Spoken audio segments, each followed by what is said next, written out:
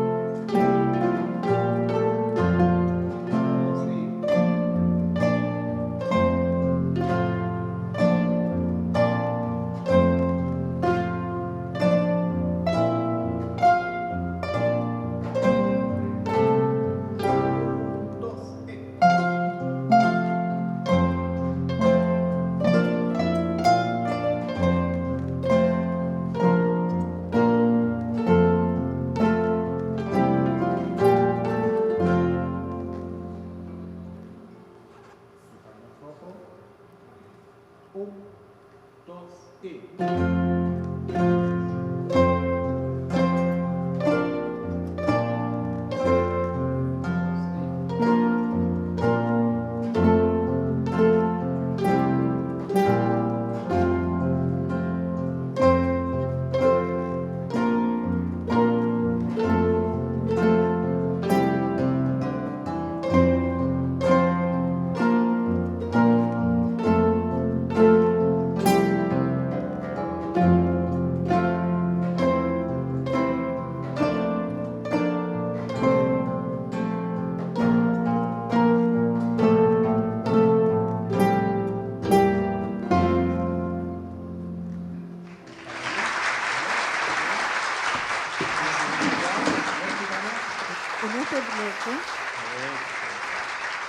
En este bloque, gracias profesor. Después vamos a estar hablando, después de saludarle a nuestros artistas, de lo que es el método del arpa en papel, que justamente estamos viendo. Pero primeramente lo más importante, nuestros artistas. ¿Tu nombre?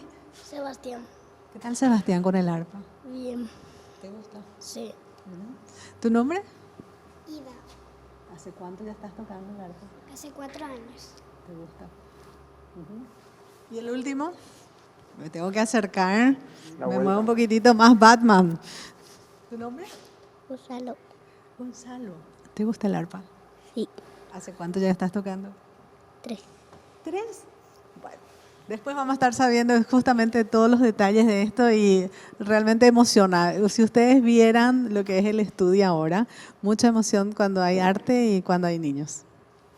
Y escuchamos así un concierto exclusivo de arpas de estos 3 fantásticos artistas, estudiantes ya, ofreciéndonos aquí el himno a la alegría, en primer lugar, entre otros temas. Es para justamente dar la bienvenida a nuestro próximo invitado, que es el profesor Ever Saracho. Él es del método de arpa de papel, Gloria. ¿Escuchaste alguna vez hablar del arpa de papel? Es la primera vez, pero quiero decir de que es la primera vez que le he visto a todos los compañeros concentrados y con una emoción al verle a los chicos. Y que eso significa mucho lo que se transmite. ¿Cuántos años tiene? Creo que el más chiquitito tiene... ¿Cuánto tiene el más chiquito? 5 o años, 6 años. sí. Así. Bueno, profe, gracias por estar aquí, Ever. Y este método arpa de papel, contanos de qué se trata. Bueno, antes que nada, gracias a ustedes por la invitación. Así como dijeron, a lo mejor es un poco extraño escuchar por primera vez el método arpa de papel. Así que estos espacios se agradecen justamente para tratar de hacer conocer el trabajo que venimos llevando ahora. Y bueno, resumidas cuentas, el método arpa de papel es un compendio de métodos que ya existe, por ejemplo, como el método Suzuki, usa un poco de Kodály, un poco de Orff, que son métodos que ya trabajan con niños en el aspecto musical desde temprana edad, ¿sí? Lo que hace es tomar estos fundamentos, estos elementos y adaptar para el arpa paraguaya, y que hoy en día podamos decir en Paraguay tenemos la posibilidad de que niños desde los 3 años de edad, que no hay en ninguna parte del mundo, empiecen a estudiar el arpa. Así, a ese nivel estamos. Y porque por lo general uno vincula mucho la edad, como que tenés que ser grande, porque el arpa es importante, ¿no? Pero esto por eso que yo creo que rompe mucho ese esquema, ¿no? Totalmente, así mismo rompemos un esquema justamente porque el arpa como tal no se podía empezar desde muy temprana edad porque los chicos no lograban alcanzar el cordaje, el instrumento es grande, ya les asustaba. Otro impedimento que teníamos era el precio de un arpa paraguaya como tal en día tradicional tiene su costo, ¿verdad? Entonces, uno de los impedimentos que teníamos para que los chicos desde los 3 años de edad pudieran empezar justamente era eso, ¿verdad? Tanto el costo, la accesibilidad, la adaptabilidad del instrumento y también que sea algo llamativo para ellos. Ustedes veían las arpas de cartón que los chicos decoraban, pintaban, ellos mismos se encargan de armar eso, entonces tienen un sentido más de pertenencia cuando ellos fabrican, entre comillas, los instrumentos, ¿verdad? Entonces eso ayuda muchísimo a que desde el vamos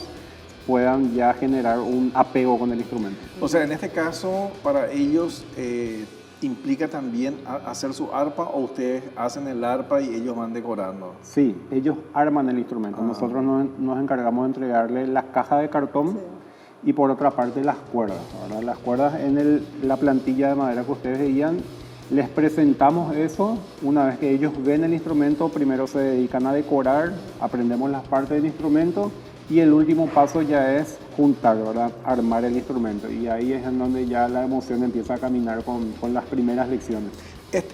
¿Pero el arpa lo preparan ustedes o se compra y se monta? Sí, ahí tengo que agradecer a lo mejor a una industria que me abrió las puertas con el diseño, porque fue 4 años de investigación en la parte teórica, fundamentística, para poder llegar primero a lo que es el libro en sí, que se llama Libro del Método Arpa de Papel, y por otra parte 1 año más para diseñar el instrumento, ¿verdad? Ahora, ¿quién es el que nos diseña el instrumento? Al principio costó mucho, es una industria que se dedica a hacer cartones. Yo les llevé el proyecto, les llevé el diseño. Al principio costó mucho, pero bueno, hoy en día por suerte apostaron al proyecto y el cartón en sí ya tenemos en fábrica industrial, ¿verdad? Y por otra parte, el cordaje me fabrica un luthier que es uno de los mejores ahí de Luque, que trabaja con arpa paraguaya, y bueno, él por suerte también me abrió las puertas para diseñar e innovar con esto. O sea, el arpa de papel es una invención tuya, es digamos, una innovación Toma, tuya. exactamente. Toma también elementos acá de una asociación de arpa o círculo de arpas de Francia que se llama Pop Harp. Ellos ya diseñan un arpa de cartón, pero con otros fines. Ellos diseñan un arpa de tamaño normal, con más cuerda, es para concierto, ¿verdad? El arpa de papel lo que hace es toma la idea del cartón y trata de desglosar un poquitito, adaptar primero el tamaño y segundo, hacer lo más barato posible, ¿verdad? Porque el arpa esta de Francia, si bien es de cartón, igual tiene un alto costo, ¿verdad? De hecho que yo primero quise tomar eso, pero ya averiguando un poco más después vi que no era tan accesible, entonces no tuvimos otro camino más que tomar la idea y ahí adaptar un poco a las necesidades nuestras, ¿verdad? Y sobre todo, o sea, me queda un poco una duda en cuanto al sonido, o sea, es como puede ir un arpa acompañando el crecimiento físico también del chico, ¿no? Exacto, los niños más pequeños de los 3 años de edad lo que hacen es tocan el arpa parado para poder alcanzar el cordaje, con esa misma arpa de papel. Una vez que ellos van creciendo, lo que hacen es se sientan y ahí van cambiando un poquitito la postura con el instrumento. Entonces tienen las dos formas de explorar que justamente podemos tocar o parado o sentado en el instrumento, ¿verdad? Ya hacemos un tamaño específico y tratamos de adaptar un poco ya solamente jugando un poco con la altura de los chicos, ¿verdad? Así evitamos cambiar. Quiero volver un poquitito a ese inicial que hablaba. O sea, ellos son parte del proceso, o sea, ellos saben que están creando un arpa, montando, eso se hace en el instituto con ustedes. Totalmente, totalmente. Y ahí se da algo muy interesante porque cada chico hace jugar, libera su imaginación en el sentido de que algunos hacen con motivos tal vez patrióticos, como teníamos acá, en el otro teníamos un capibara, ¿verdad? Que está de moda el capibara. El capibara, ¿verdad? Entonces en otras partes tenemos a lo mejor paisajes, tenemos ñandutías, tenemos de todo un poco y eso hace mucho de que los chicos justamente se identifiquen y se apeguen al instrumento, ¿verdad? Cada uno busca su identidad. Totalmente. ¿Cuántos años eso hace es que empezaron a crear los primeros? Bueno, el método arpa papel empezó más o menos hace 5 años. Estos primeros alumnitos que ustedes ven acá ya estudiaron conmigo desde hace 3, 4 años más o menos. Vienen caminando desde muy chiquititos. El proceso en sí es muy interesante porque se aborda la música en el sentido lúdico, ¿verdad? Entonces, un chico que tiene 3 años no va a estudiar de la misma manera que estudia un adulto, que es sentarse y hacer ejercicio, hacer la práctica, sino que es mucho movimiento, mucho dinamismo, jugar en clase y a través del juego llevamos a la música, ¿verdad? Llevamos al arpa. Pero eso realmente significa mucha didáctica, o sea, diferente. Te preparaste también para eso, obviamente, ¿no? Claro, como dije, uno de los métodos principales, al menos que es en los que se basa el método arpa papel, es el método Suzuki, ¿verdad?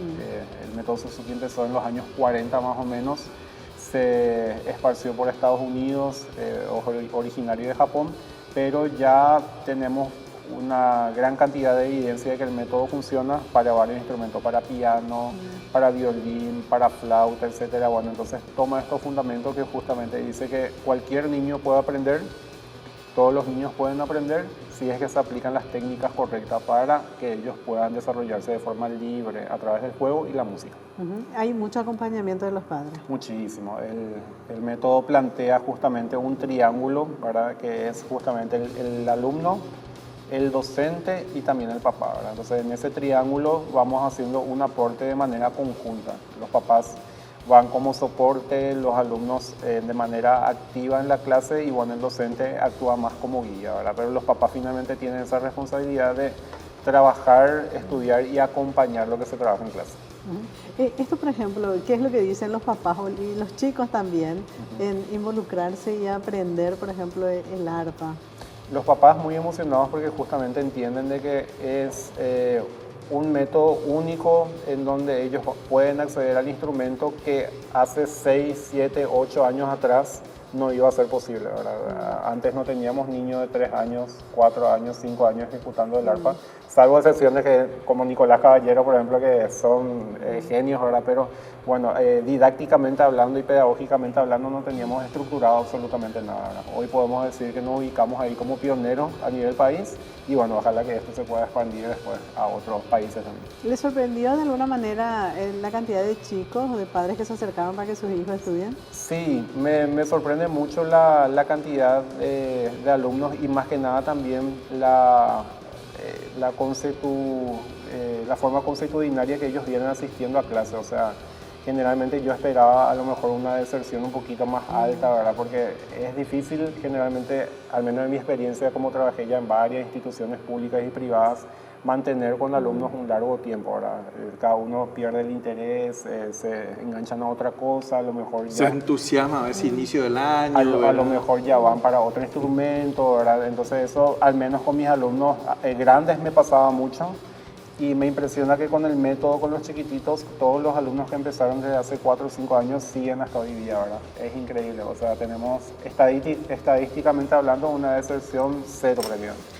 Suele haber un debate del arpa paraguaya. El arpa paraguaya no es un arpa como cualquier otra, ¿verdad? O sea, hay una diferencia.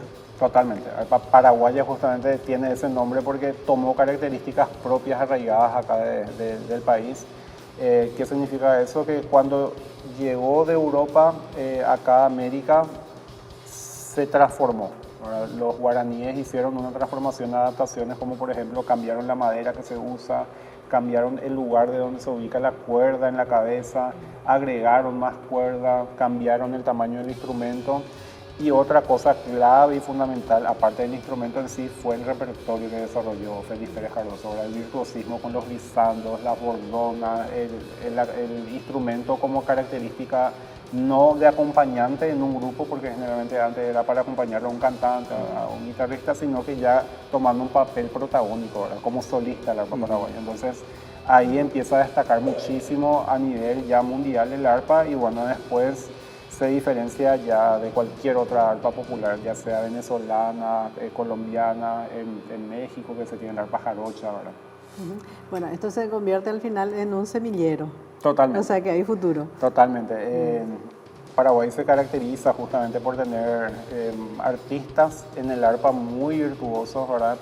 Yo creo que si antes tal vez teníamos 2 o 3 arpistas cada 10 años que sean muy destacables, hoy vamos a duplicar o triplicar este número si es que logramos que este método se esparza a nivel paraguayo, ¿verdad? Porque van a haber mucha más accesibilidad que antes no existía y mucho más acercamiento que antes no existía.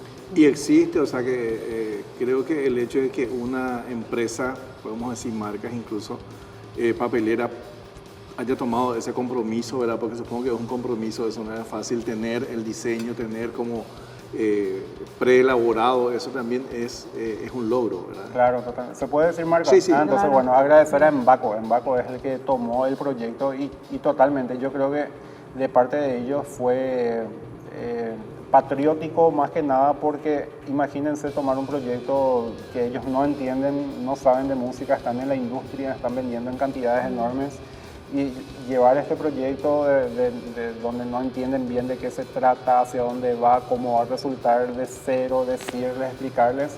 Bueno, finalmente ellos tomaron el diseño, hicieron un prototipo, ese prototipo se volvió a cambiar y hoy ya tenemos lo que estuvimos viendo en el set, ¿verdad? Así que realmente por parte de ellos prácticamente fue una especie de ayuda social, si se quiere decir, ¿verdad? Un compromiso social con el país para poder avanzar en esto. ¿Con cuántos alumnos empezaron con este método y hace cuánto y cuántos están hoy? En el Conservatorio Nacional de Música realmente empecé con este método, ¿verdad? Ahí teníamos una cantidad de 10 alumnos. Hoy por hoy estoy llevando esto de manera personal, de forma privada, con una cantidad de 20 alumnos. El doble. El doble. Sigue Sí, siendo- totalmente. porque es diferente también cuando llevas como una cuestión personal. Claro. Vamos a decir que por suerte la cantidad de interesados de padres y alumnos que hoy en día están abocándose al proyecto ayuda mucho a que podamos tener este seguimiento del proyecto. Aparte del costo, habrá influido mucho, ¿no? Sí, el costo del instrumento prácticamente se queda en un 20 o 30%, porque un arpa tradicional tiene su esfuerzo económico para poder adquirir, ¿verdad? Y bueno, yo intenté de que sea barato, pensando de que si se achica el instrumento va a ser un poco más barato, increíblemente no, ¿verdad? Si es que un arpa tradicional se hace más chico, me dijeron, el costo no varía, es igual. Sin embargo, con este sí encontraste uno. Claro, entonces al cambiar ya el material, en vez de hacer la caja de madera, se hizo de cartón, se abarató ahí los costos y bueno, ahí sí se pudo hacer accesible el instrumento, ¿verdad? Y se dio ahí, voy a hacer una acotación, se dio sin querer también un aporte de que alumnos grandes, jóvenes, también están comprando el arpa de papel, ¿verdad? ¿Por qué? Porque les resulta más accesible empezar con algo barato, por lo menos el primer año hasta el segundo año, una vez que ellos se asienten, recién puedan adquirir un arpa ya tradicional paraguaya, ¿verdad? O sea, hay varios tamaños. Sí, esto ahora mismo tenemos este tamaño que es el que estuvieron viendo y uno un poquitito más grande, ¿verdad? No es mucha la diferencia, pero básicamente el aporte o la intención está de que se pudo también de alguna manera palmar esta necesidad de que el instrumento es caro, entonces tenemos una segunda opción acá para estudiar el instrumento, ¿verdad? Una cuestión de accesibilidad que generamos sin querer queriendo. Bueno, Ever, muchísimas gracias por estar con nosotros, por compartir estas noticias. Entonces, estamos hablando chicos que estudian desde los 3 años. Llevo 4 años de investigación, ¿verdad? Estamos hablando que se inspiró, que utilizó libros, métodos del arpa de papel. Y es una innovación realmente haber creado el arpa de papel para el arpa paraguaya fundamentalmente. Ever, gracias por tu tiempo. Un gusto, un placer y gracias por la invitación. Gracias. Bueno, esperamos siempre tener este tipo de innovaciones que nos llenan el alma, así como lo hace el arpa paraguaya. Vamos a una brevísima pausa. En instante estamos hablando de lo que prometíamos al inicio de tribuna, la ruta del Rally. ¿De qué se trata? ¿Dónde podemos ver estas maravillas de Itapúa? Ya volvemos.